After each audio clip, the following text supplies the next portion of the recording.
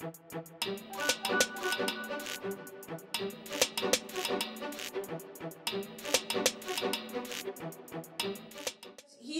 said that he's a spiritual man, which means he believes in the customs of the land. So when the shaman told him that she is the wife of the gods and she should be taken back to the shrine, he was probably also afraid of repercussions. So he took her back. So before then, though, the time span where I felt like she was supposed to already have gone with the lady, they remained with him. Or before, I guess, I don't know how the reactions happened, but the time span like should have been, as soon as they dropped them off, they were on their way to go see the lady. Well, it depends on his schedule, and then also it's a story, so you know, you figure, yeah. If it was him, right? His choice to say no, we're gonna keep her here. Yeah, I mean, traveling is, you know, you have to get on a bus. You are right; they should have gone immediately, but okay, it's a story. Oh, yes, Anthony. No, it was a beautifully shot film, and we were just talking about like you did a great job with like the heaviness of the subject matter, but still kind of keeping it light. But because of that, in that intersection between telling this story and the religious stuff going on, did you find it hard? Were there any complications in shooting in those type of areas, in those villages or whatever, because of different customs and the things that you were touching on? Did you find any apprehension with people? Yeah, on the first day where we shot the salt mines, that was the first thing we shot. We almost got beaten up that morning by people from the shrine. They came in motorbike. I mean, it was crazy that morning. But luckily, one of the producers, she's from that town, so she quickly went up to them and said, "Oh, no, no, no, no, no. You know, we're trying to elevate our customs. People keep trashing our customs, but we're trying to say that this is a good thing." And then we involved them. We said, "Oh, come and be in the movie. Come, come, come." So all the women in the salt mines were all Chokosis. Yeah, but the shrine, we had to go and build our own thing because even my mom was not happy with me shooting in that town. So, yeah. Wow. I'll take somebody from the back. Yes, sir. Yeah, I was curious. First of all, amazing. Thank you. I was wondering what the reaction's been when you showed it in Ghana. If there's been any controversy with it. Yeah, there have been, you know, I've received some letters, and part of it has been, "Oh my God, we did not know this happened or has happened or is happening, and what can we do to help?" And then you have the other people who are like, "This has never happened in Ghana. I don't believe that this is Ghana." And it's there's a divide, but we talk about it. I show them documentaries that International Needs have shot. The women that International Needs, they have liberated. The documentary that played before the film, one of the little girls, she has been liberated right now, and she travels the world talking about, because she went in when she was 7 years old, and she is 26 right now, and she's traveling the world talking about women's rights. So I get to introduce her to them, and then I take one more person from the back, then I come to, yes ma'am. Yeah, it's a wonderful film, beautifully Thank done. you. And it covers a lot of issues, you know, like circumcision, women's rights, and then customs. And I was wondering, and the power of voodoo, I guess, what did you want the audience to take away from this? It's tremendous, very powerful.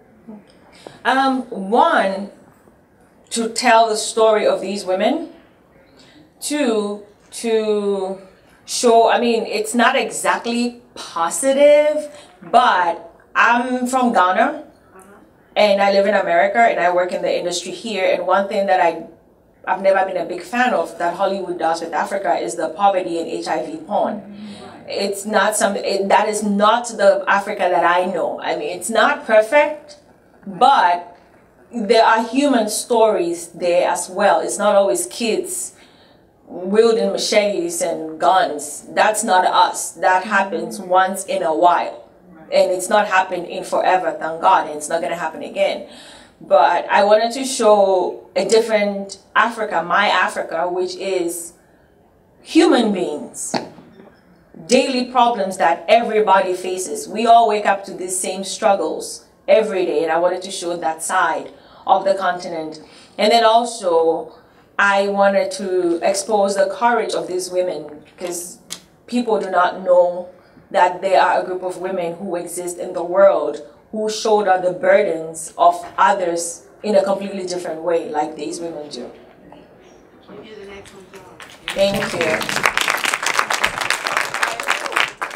I don't know if I missed it or what, but I didn't see the title at the beginning. Like Cotton Twines. Yeah, I know what it's called, but Okay. I just didn't see it at the beginning of the movie. It's at the end. Okay. Yes. And I just wanted to say that it kind of reminds us of a lot of stuff we do here in America today. It let me know that stuff is worldwide when it comes to religion and tradition, because we do a lot of that stuff here in America in our churches today. It's a lot of people that aren't going to church because of the religion, traditional stuff that we do in churches. So I'm glad that you brought that out, because it opened up my mind to a lot of practices that we've had in our black families for years, and we don't know where we got them from. And some of those things we need to lay to the side, because there's no basis for them. They're just practices that were taught to us, you know, and we think we're supposed to carry them on because they've been passed down for so long. Thank you. Thank you. Yes, sir. So what inspired the cast, like, to have like somebody from here to tell the story instead of somebody from there rising up and telling this? Yeah, that's one comment that I got a lot, and it's a concern that I also got a lot. Two things again. It's an idea that I've always played with about an African American going to his roots, Ghana, but well, you know, every African American, yeah, that's our roots. So going back to his roots, because I've lived here for a long time, and then when I go to Ghana, I mean, here I have an accent, there I have an accent. I don't even know what I am anymore. And so when I'm there, I'm referred to as a black white woman. Yeah, so it's always interested me. And then what happens is, when you go to Ghana and you're quiet, everybody treats you like a Ghanaian. Immediately you open your mouth, they're like, oh, she's a black white woman. And your status is elevated. Yes, it's interesting. Your status is completely elevated. You walk through every door, everything is done for you quickly, and you're like royalty. So, yeah. And so it's always interested me to find out how an African American going back there will react to the society and react to modern day slavery. And also, unfortunately, it is a problem that I have with my people, where we get so desensitized, you know, with things that go on in the society, that a lot of things are happening, but we just ignore, like, it's done all the time. That's how it's supposed to be. And then we do not do anything about it. And it takes outsiders to come in and see that, wait, this should not go like that. And then they start to make an effort to change.